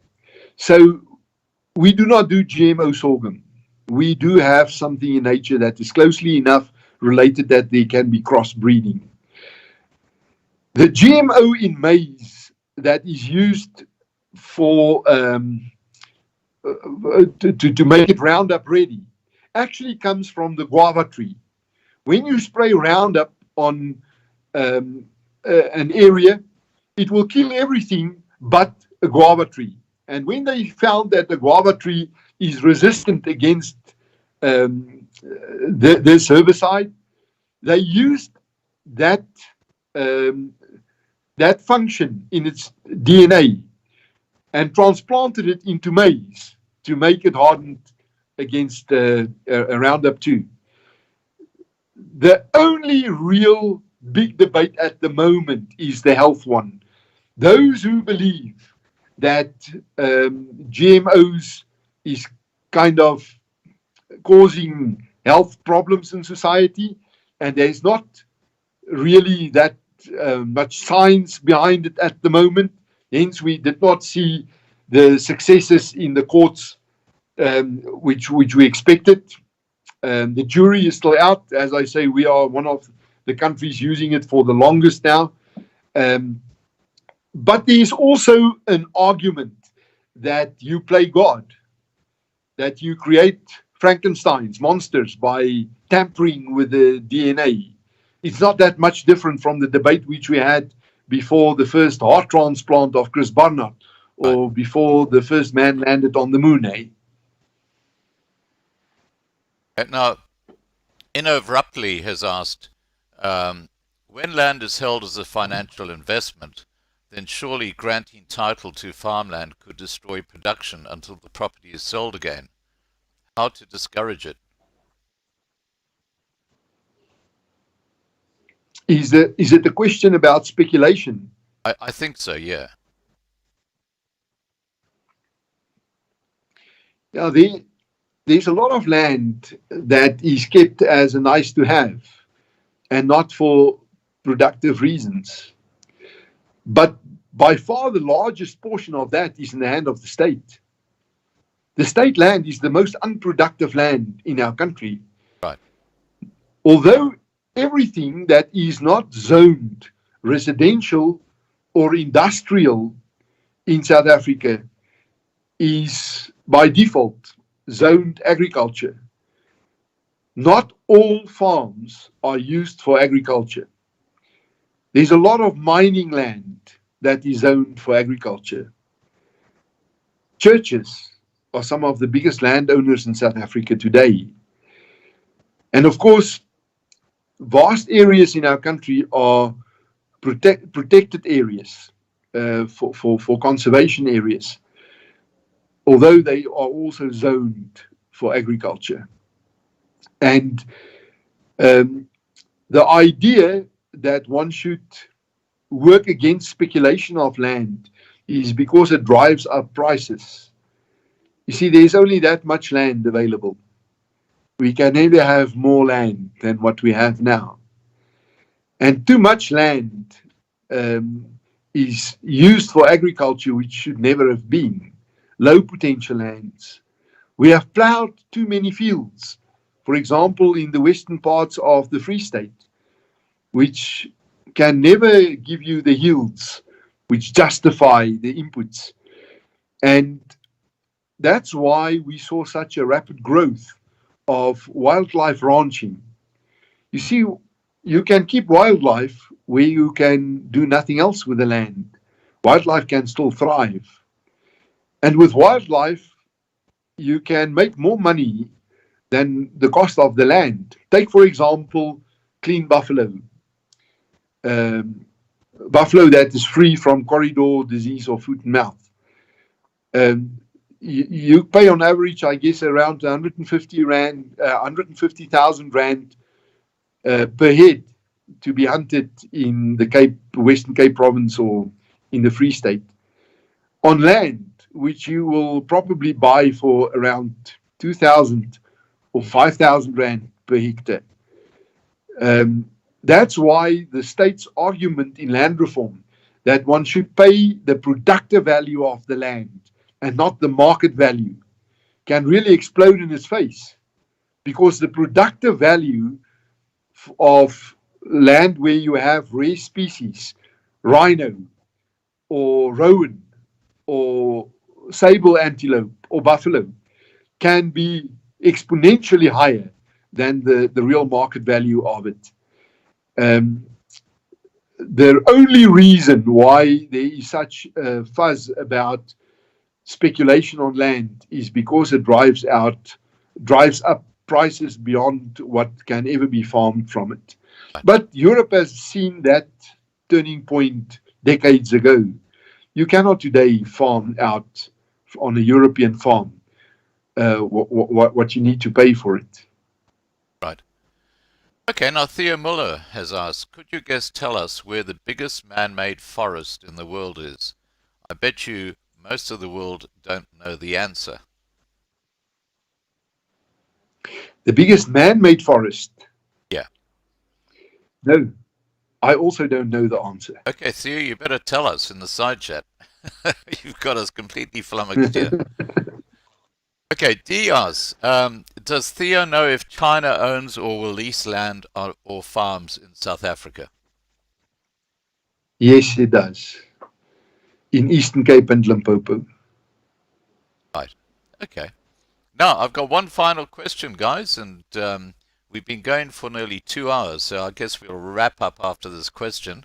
Christoph Havenger's asked, I also understand that South Africa is struggling with wood. Well, I guess over winter there's a huge wood shortage, fires, and etc. Do you mind if I quickly go back to the previous question about China too? Yeah, sure, please do. In 2011, shortly before the Arab Spring and shortly before he was killed, Muammar Gaddafi invited me and Charles Senekal, the world's largest individual sugar farmer from the northern parts of KZN, to Libya, because he wanted to recruit South African farmers to farm in Libya. The Libyans are really poor farmers. And at the end of our visit there, when we wanted to come home, he sent us with his private jet to Sharm el-Sheikh in Egypt, because he promised the Chinese that he would organize a meeting with us. And at the time, we waited there for 3 days before they pitched up. And when they did, they told us that they had, at that stage, 176 large-scale agricultural projects in Africa. Wow. But not one of it was profitable. Not a single one. Wow. The Chinese have not yet figured out agriculture in Africa. They do not come from a large-scale culture.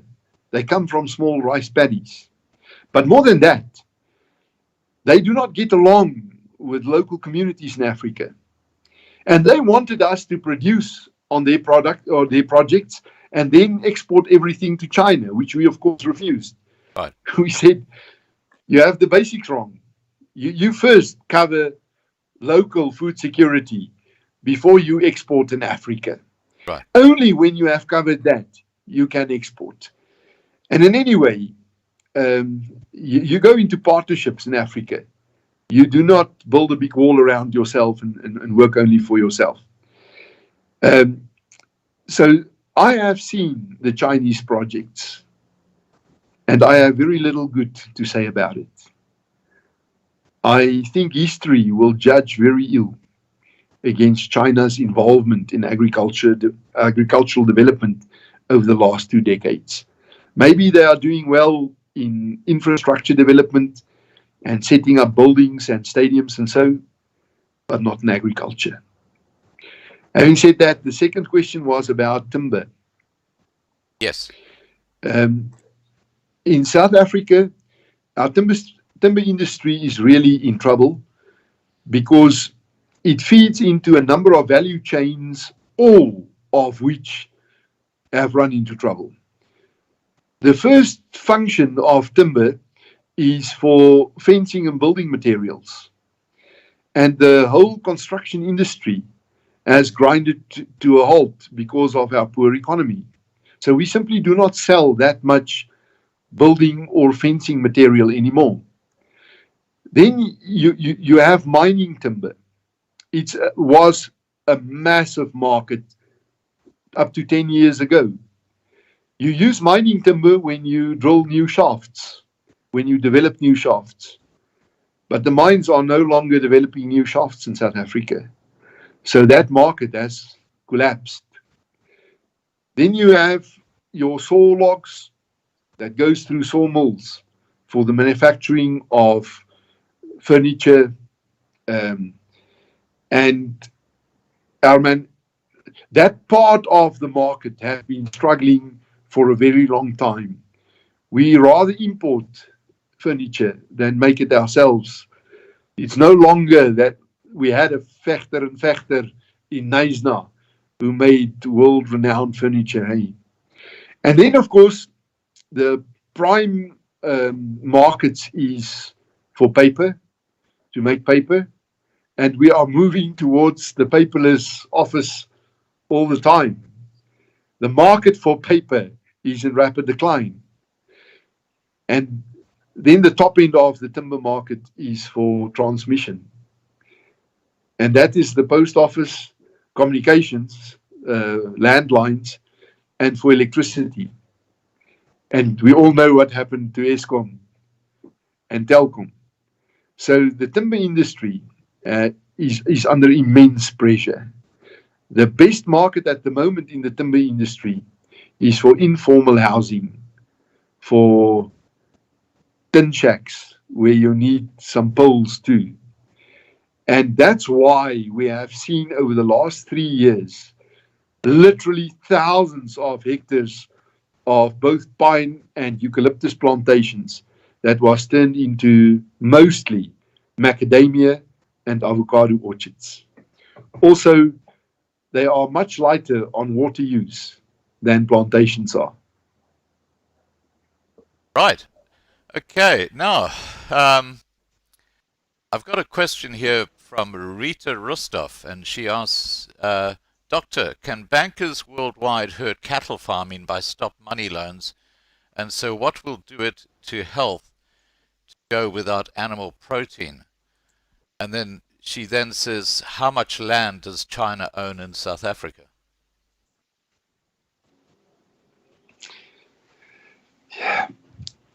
I guess the hottest debate currently in the food systems, and next year we will have the world's first global food system summit. The hottest topic there is the replacement of animal-based proteins with plant-based proteins. Now, I am a South African farmer, like God made them in the beginning of time. I'm a meatitarian. Me too. So you can imagine how this debate upsets me. Yeah. But it's a massive push. The Eat Lancet report that was published last year in January was actually the peg that was put in to anchor this debate, saying that plant-based proteins is much healthier and that it is also softer on the climate. But what's really behind it is big corporations. It's not that much different from the debate some of you might remember of the middle 1970s when Unilever brought out margarine in competition to butter, saying it is unhealthy and it is softer on the environment and so. And it took decades before scientists said it's not necessarily more healthy. It might be more convenient to use. That's why it is competitive. But today, the meatless society is already being talked about. Even the farmless society is also being talked about. Why do we need to produce our food on farms? Shouldn't we just produce it in laboratories and factories? Shouldn't we replace breakfast, lunch, and dinner with an energy bar and a few tablets, which would give you the absolute complete nutrition you need? And it will also bring more equality across the globe, they say. My first argument last year at the United Nations Climate Summit was, it's because food is about much more than just nutrition. It's about culture. It's about society. It's not for nothing that every religion has food and wine very central to it. It's not for nothing that when we meet our family or friends, we invite them to come and eat with us, not just to sit around the table and talk. It is at the very foundation of who we are and what we are. And also diets differ so vastly across the globe. The Europeans will never survive on the diets we have, and we won't on the diets the Chinese have. It defines who we are.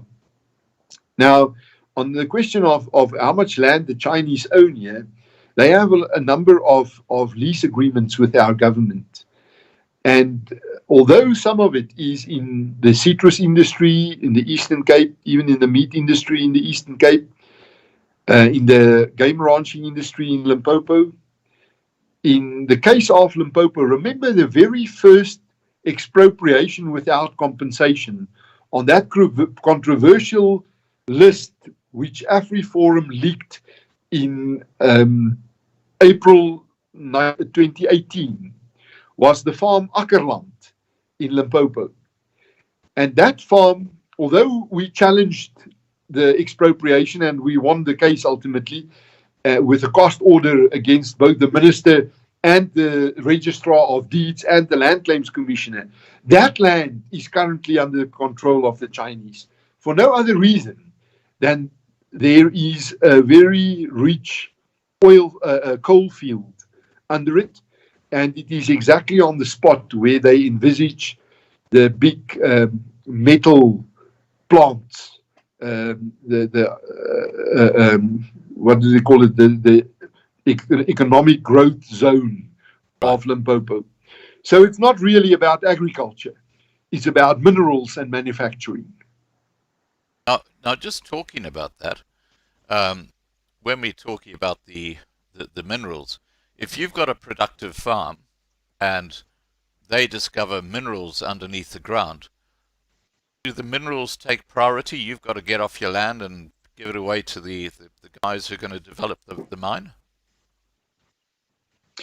Yes, since Agri South Africa lost the court case against the new Mineral Act in 2012, and effectively the mineral rights was expropriated, you now have a split in the ownership of the above the ground operation, the farm, and the minerals below it.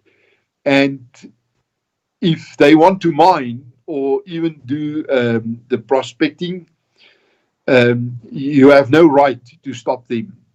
And up to now, we mostly had some kind of agreement that you are being paid out for your rights to use the surface of the land. Our government tended since 2012 to give preference to the mining activity because they say there's a lot more jobs, there's a lot more wealth that's being created from a smaller area.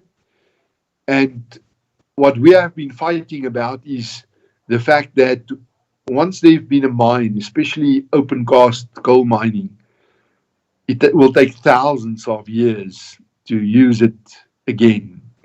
So they should not measure the wealth that is being unearthed over a decade or two. They should weigh it up against the wealth that's being created over hundreds of years from farming activity. Because even if you do restoration of that mines, even if you fill up those big holes again, you have disturbed the structure of the soils, and you simply cannot use it again to farm competitively, to grow maize or orchards on it. Right. Okay, I think we've cleared all the questions. Well, it's well over 2 hours.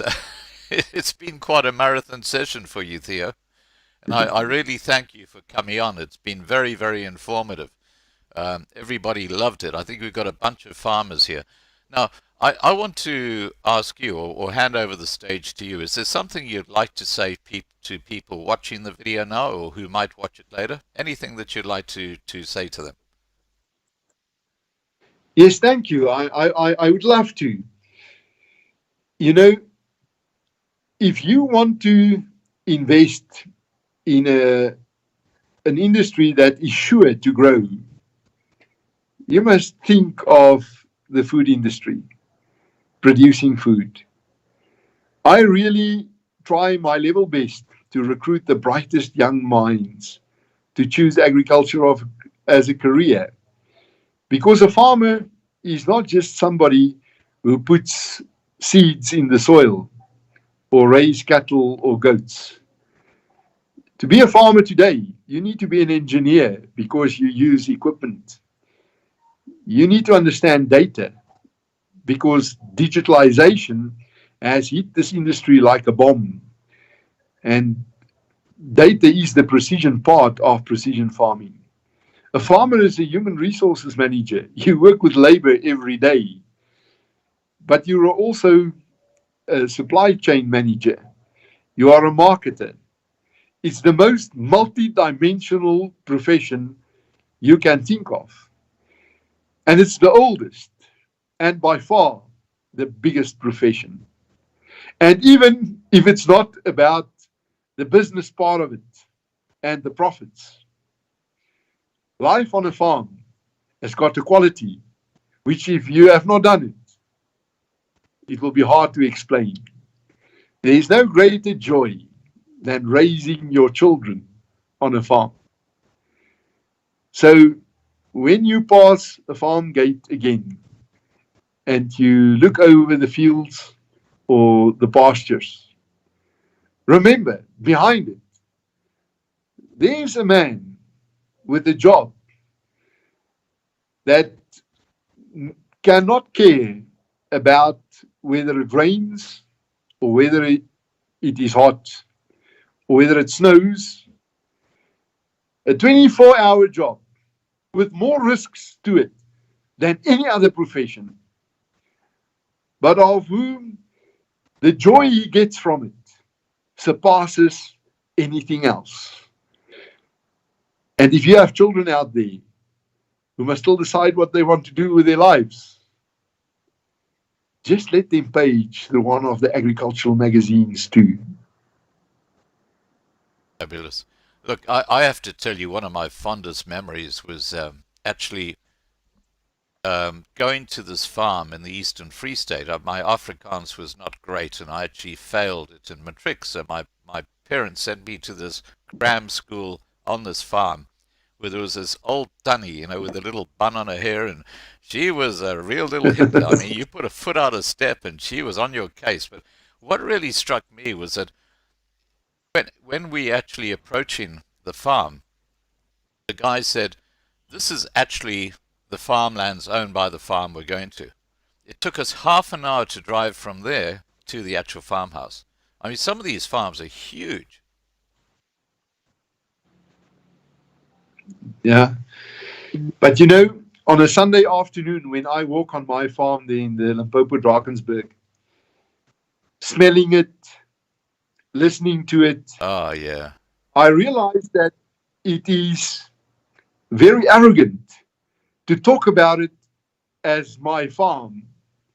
I probably belong to it more than it belongs to me. Yeah. It's been there millions of years before I got there. Yeah. And it will still be there long after I'm dead. I will probably be buried in that soil. And you have no idea how hard I must work to pay it every month. So who belongs to whom? Yeah.